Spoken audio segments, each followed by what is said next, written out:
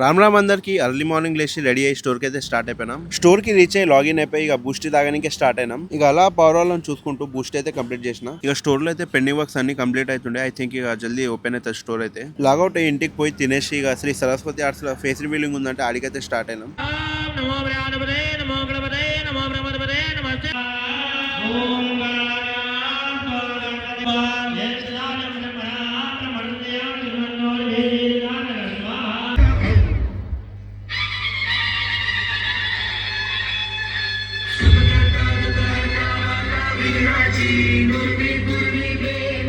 ఇక face revealing అయితే అయిపోయింది సక్సెస్ఫుల్లీ. ఐస్ పెయింటింగ్ నడుస్తుంటే అలా కొద్దిసేపు నిల్చొని ఆడనే చూసుకుంటుండే.